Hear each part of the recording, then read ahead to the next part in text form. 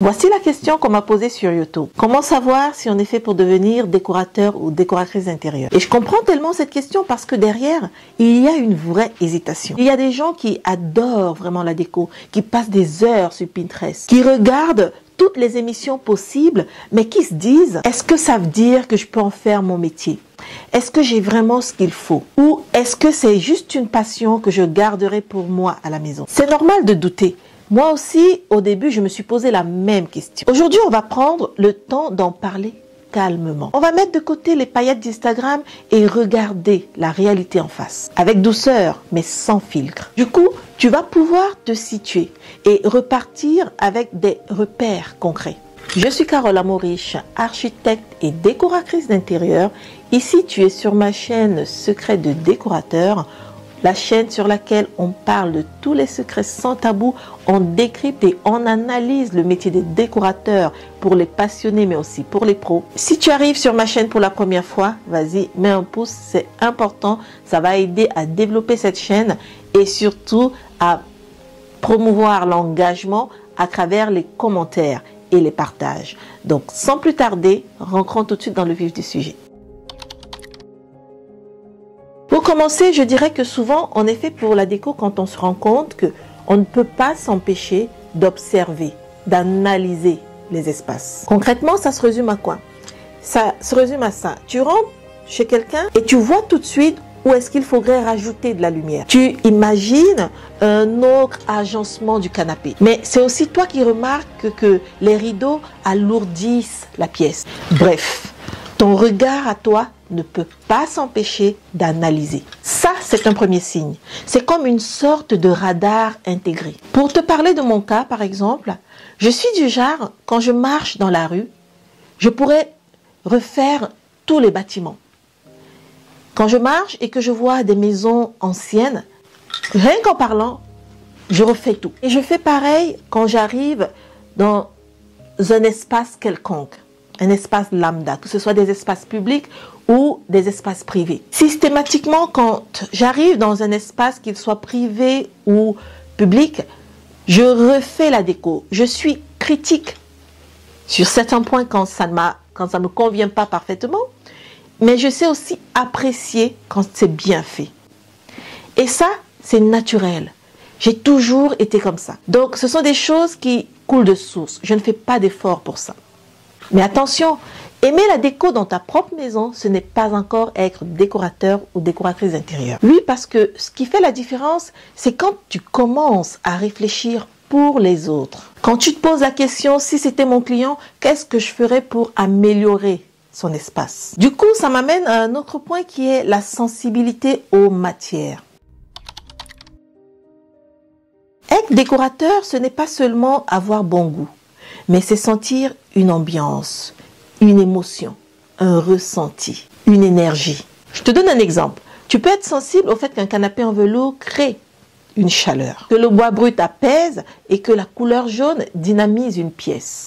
Tout ça, ce n'est pas juste esthétique, c'est sensoriel. Et si toi, tu arrives à ressentir ça instinctivement, c'est déjà une base énorme. Parce que ton travail, ce sera justement de traduire cette sensibilité en espace concret. Pour la petite histoire, je suis personnellement sensible aux matières naturelles. Tu me mets dans une pièce, les matières naturelles sont pour moi les matières qui m'attirent le plus. Quand je te parle de matières naturelles, je te parle ici du bois, du rotin, du bambou, du lin naturel. Bref, toutes ces matières-là qu'on travaille de manière naturelle, qui ont du sens, une histoire, ces matières-là me parlent puissamment. Je suis très sensible à ça. C'est pour ça que je travaille beaucoup avec ces matières-là. Et pour finir, je pourrais te dire que je suis hyper sensible à la lumière. Je sais, de manière naturelle, jouer avec la lumière. J'arrive naturellement à créer des ambiances différentes avec la lumière. Et ça, ce sont des sensibilités, pour certaines, que j'ai depuis longtemps, depuis mon jeune âge, on va dire mon adolescence. Et d'autres, j'ai développés, je les ai développés. Mais, et là je vais être très honnête avec toi, si tu veux en faire ton métier, il ne faut surtout pas t'arrêter à cette sensibilité. La déco, ce n'est pas que faire joli, mais c'est aussi beaucoup de pratique et de contraintes. Et oui, parce qu'il y a des mesures à prendre, des devis à gérer et beaucoup de délais à respecter. Mais parfois aussi, tu dois trouver des solutions créatives avec un budget rikiki. Et c'est souvent là qu'on voit la différence entre quelqu'un qui aime la déco pour le plaisir et quelqu'un qui est prêt à en faire son métier. Oui, parce que si tu prends plaisir à résoudre ce genre de casse-tête, à chercher le bon compromis, alors tu es peut-être vraiment sur la bonne voie. Et puis, il y a un aspect dont on parle rarement. C'est la relation avec le client. Très important. Parce que oui, tu vas devoir trouver des clients. Tu vas devoir les convaincre. Tu vas devoir les écouter. Et parfois, gérer les désaccords. Et quand je parle de désaccords là-dedans, il y a les petits caprices des clients. Ça ne manque jamais. Tu peux être le décorateur le plus performant, le plus stylé, le plus apte à décorer un espace. Si personne ne te connaît, si personne ne se connecte à toi, tu n'as pas de clients, pas de contrat, tu n'en vivras pas. Mais tu peux aussi avoir la meilleure idée du monde. Mais si ton client n'est pas prêt, eh bien, tu devras t'adapter. Ce que je veux te dire par là, c'est que être décorateur, c'est beaucoup de psychologie. Et ça, on ne s'en rend pas toujours compte. En tout cas, au début, on ne s'en rend pas toujours compte. Savoir attirer des clients, capter leurs besoins, leurs envies, comprendre leurs peurs et je dirais même leurs envies cachées. Parce qu'il ne faut pas oublier que, en général, les personnes qui viennent vers toi pensent savoir, mais ne savent pas. Et c'est à toi de les rassurer en allant chercher au fond, là-bas au fond, dans leur fond intérieur, dans ce qu'ils ne disent pas, mais qu'ils veulent pour le révéler à travers la déco de leur maison ou de leur espace. Et ça, si tu as cette fibre humaine, ce goût pour l'échange, c'est certainement un signe que tu es peut-être fait ou faite pour ce métier. On va aborder maintenant un point dont on parle très rarement dans des vidéos motivantes. C'est très important. Mais qui fait toute la différence. Je veux parler de se former. Oui, parce que la déco n'est pas un jeu. Pas du tout. Alors oui, la réglementation est plus légère que pour les architectes. Mais il y a quand même des règles, des limites et des responsabilités. Ce qu'il faut que tu saches, c'est que dès qu'on touche au structurel, je veux parler de la structure, à la sécurité, à l'électricité, aux ouvertures et à tout ce qui relève d'un permis. Ce n'est plus notre terrain, mais c'est celui d'un architecte. Quand je dis notre terrain, je veux dire le terrain des décorateurs. Parce que moi, je suis architecte et décoratrice d'intérieur. Mais il faut bien faire la distinction entre décorateur et architecte d'intérieur. Ce n'est pas vraiment la même chose. Et ici, moi, je suis là pour parler des décorateurs d'intérieur. Je m'adresse aux décorateurs d'intérieur. Dès qu'on touche à tous ces domaines-là, ce n'est plus notre terrain, mais c'est celui d'un architecte d'intérieur, d'un architecte ou d'un artisan qualifié. Point.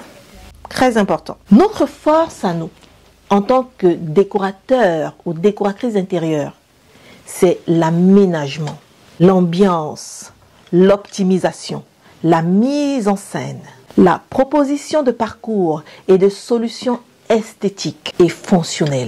Et on travaille en bonne intelligence avec les autres pros quand il faut aller plus loin ou aller au-delà de nos prérogatives. Mais se former sérieusement, ça veut dire quoi concrètement? Eh bien, ça veut dire concrètement connaître les bases qui te protègent toi, mais aussi celles qui protègent tes clients. Je veux parler de faire un plan à l'échelle, comprendre les circulations, les hauteurs utiles, la logique d'un éclairage qui ne crame pas une pièce, mais qui la révèle, savoir lire un devis, bâtir un budget réaliste, proposer une liste de shopping qui correspondent non seulement au design demandé, mais aussi qui rentrent dans le budget. Et pour finir, être capable de rédiger des documents propres. On va dire ça comme ça. Mais ça veut aussi dire avoir des devis clairs, des conditions générales de vente lisibles, des acomptes bien cadrés et un calendrier qui tienne la route. Et enfin, ça veut dire te renseigner sur l'assurance responsabilité civile professionnelle. Oui, parce que comme je l'ai dit, ce n'est pas un jeu et donc, comme dans tout métier, il y a ici une assurance qui te protège, mais qui protège aussi et surtout tes clients. Et ça s'appelle l'assurance responsabilité civile professionnelle. Et selon tes prestations, tu dois aussi te renseigner sur une protection juridique. Alors, je commence à voir que derrière la caméra, tu te dis oh là, oh là, oh là. Oui, je sais, rien de tout ça n'est glamour. Mais ça signifie que tu as du respect, non seulement pour ton métier, mais aussi pour les gens avec qui tu vas travailler, pour tes clients et les autres artisans. C'est une question de bon sens, tout simplement. Je vais aller plus loin. Je vais en profiter puisque j'ai cette opportunité, moi, de parler clairement et de dire la vérité sur ma chaîne. Du coup, je vais te parler des outils. Concrètement, nous sommes en 2025. Le métier a beaucoup évolué. Et il faut que tu saches que aujourd'hui, sans logiciel, tu avances à l'aveugle, voire presque pas du tout. Le minimum vital, c'est de maîtriser un outil 3D, 2D pour penser l'espace et pour rassurer tes clients. Et j'ai l'habitude de dire que le logiciel SketchUp est un excellent point d'entrée. Même en débutant, tu progresses vite si tu t'y mets régulièrement. Si tu travailles de manière régulière à l'apprentissage, la maîtrise de ce logiciel. Alors, pour mettre en page tes plans et tes planches, tu peux utiliser Layout. Layout, c'est un logiciel qui est lié à SketchUp. Mais tu peux aussi utiliser un autre outil de mise en page que tu maîtrises. À toi de voir par la suite. Pour présenter des textures, des palettes et des ambiances, un logiciel d'image va t'aider à être plus clair. Et si tu veux aller plus loin en rendu, des moteurs comme Enscape ou Twinmotion peuvent donner vie à tes idées, à tes rêves fous. J'aime dire ça comme ça. Alors, je t'en parle, mais le but n'est pas d'avoir tout de suite. Non. Le but, surtout quand on démarre, c'est d'être lisible et crédible. Oui, parce qu'un client qui voit un plan propre et une croix simple se projette rapidement, facilement. Il est rassuré et il te fait confiance. Je ne peux pas te dire le nombre de clients qui, parfois, hésitaient à me faire confiance sur certains projets, sur certains choix. Mais une fois qu'ils voient le rendu, leurs peurs, leurs doutes sont dissipés. C'est la preuve que le rendu est une arme redoutable. C'est ton allié et il faut en faire un allié. Donc, les logiciels sont importants. Et d'ailleurs, si tu penses à te former et que les formations ne te proposent pas l'apprentissage, la maîtrise d'un des logiciels dont je viens de parler, laisse tomber. Passe ton chemin.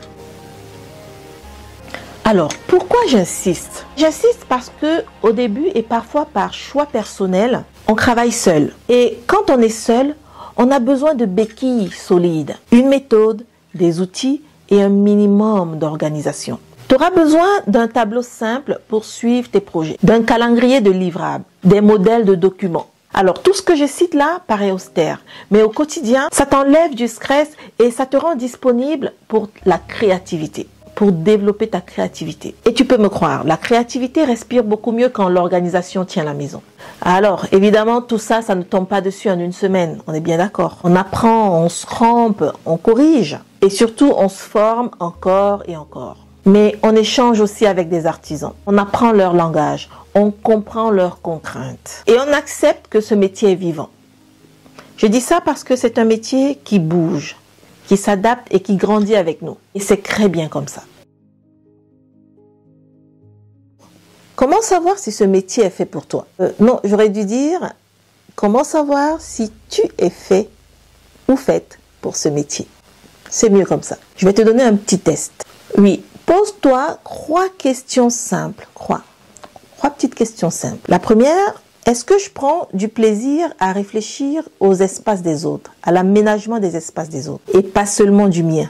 Deuxième question, est-ce que je suis prêt ou prête à gérer autant les rêves que les contraintes, les beaux projets, mais aussi la paperasse? Et la dernière, est-ce que je suis capable d'écouter profondément une personne pour l'aider à traduire qui elle est dans son intérieur? Si tu réponds oui, il y a de grandes chances que ce métier soit fait pour toi. Ou que tu sois faite ou fait pour ce métier. Alors, surtout, n'oublie pas une chose. On ne naît pas décorateur. On le devient. Et on le devient avec le temps. En se formant. En commettant des erreurs. Et en faisant des essais. Je suis un cas d'école. J'ai appris en tombant. En me crampant et en recommençant encore et encore et encore. Donc, si tu sens l'appel, ne laisse pas la peur te bloquer. Non, du tout. Et si tu veux vraiment aller plus loin, si tu veux comprendre comment passer de la passion au métier, je suis en train de créer et de travailler sur un programme pensé pour t'accompagner pas à pas. À ce jour, les inscriptions ne sont pas encore ouvertes. Mais si tu veux, n'hésite pas. Il y a un lien juste en dessous. C'est le lien pour accéder à la liste d'attente. C'est très important parce que ce n'est que comme ça que tu seras au courant des mises à jour, de l'avancement de ce projet, de plein de petits détails et surtout au courant du lancement officiel avant tout le monde, on va dire. Le lien est dans la description comme je l'ai dit et tu seras certainement l'une des premières personnes à être informée. Et je le redis encore une fois de plus dans cette vidéo pour toutes les personnes qui m'écrivent pour me demander où est-ce que j'achète mes bijoux et plein d'autres choses, certains de mes vêtements. J'ai un site de vente en ligne, le lien est juste en dessous. N'hésitez pas, allez-y cliquer et faites vos courses. Voilà, j'espère que cette vidéo t'aura donné plus de clarté. Et toi, dis-moi en commentaire, est-ce que toi aussi tu te poses cette question à laquelle j'ai essayé de répondre aujourd'hui? Est-ce que tu sens que ce métier pourrait être le tien? Allez, j'ai hâte de lire tes commentaires. À très vite pour une prochaine vidéo. Ciao, ciao.